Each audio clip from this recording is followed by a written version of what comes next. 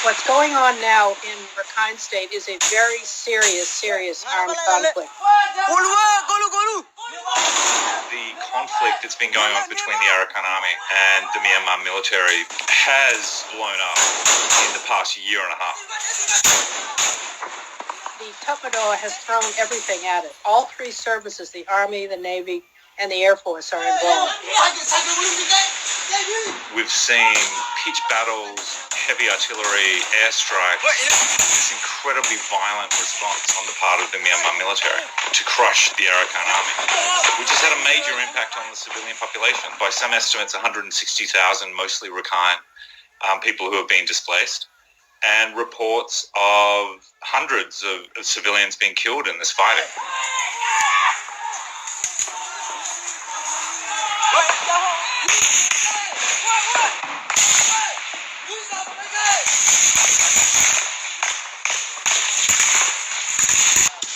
After all the years of fighting the Tatmadaw, they have been adopting Tatmadaw tactics. I don't mean to paint them as the heroes, because they certainly aren't. The thing about the Arakan army is that they're a relatively unique new insurgency in a country which has dealt with insurgency for more than 70 years.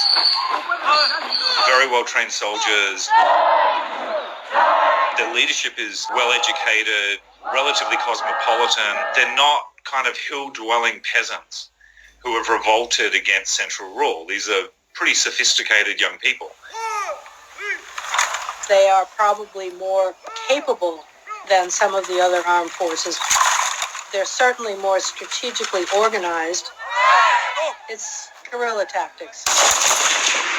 All of these wars are guerrilla tactics. It's not an organized battle between battalions. If you look at the pattern of conflict between the Arakan army and the Tatmadaw in Rakhine State, you'll see that it follows along the main roads. So clearly they are operating in heavily populated areas along the main roads.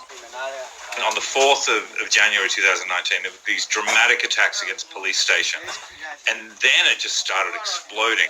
The Myanmar military response was overwhelming firepower.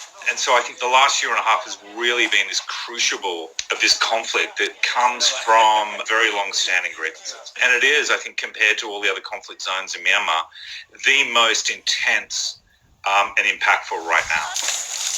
The Rakhine is not very well developed, mostly through the neglect of the central government.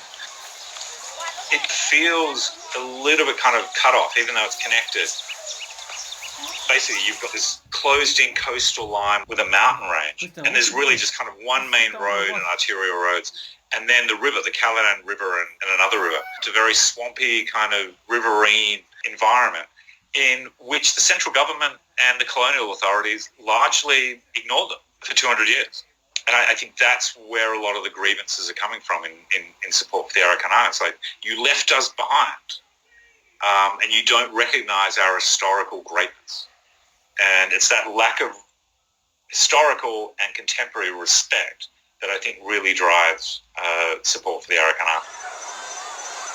They were an independent kingdom. It's almost like this once were warriors idea of like, we had our own kingdom, we had our own respect, and you Burmans, you took it away from us. A century ago, there was something called the Arakan Empire.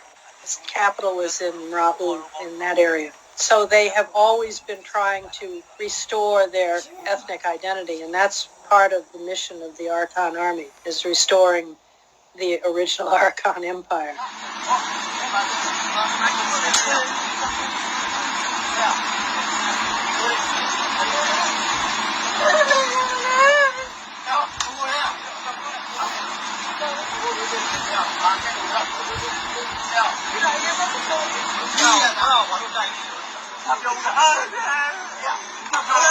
Well, I think the video speaks for itself.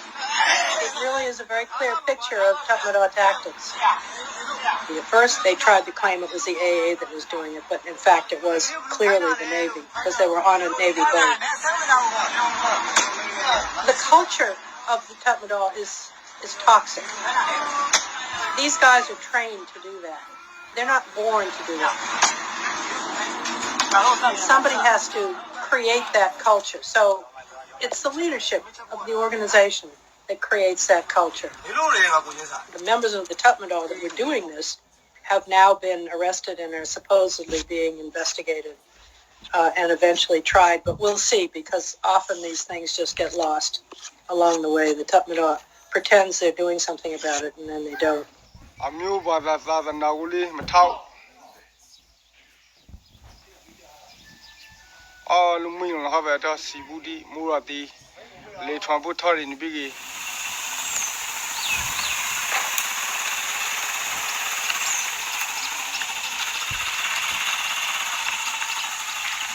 The real answer would be to bring some kind of negotiation, some kind of discussion into political channels. Right now, it's not possible because of all the fighting.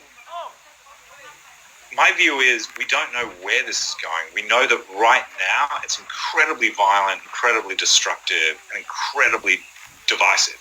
I think with all the killing, the displacement, the atrocities, the resentment, the dead soldiers, I mean, all of this just bodes to me more extremism. Who's there? Relax. အခုမြင်တွေ့နေရတဲ့မြင်ကွင်းဆိုလို့ရှိရင်ငါပဲလာလာကာယတဲ့နဲ့ကာယ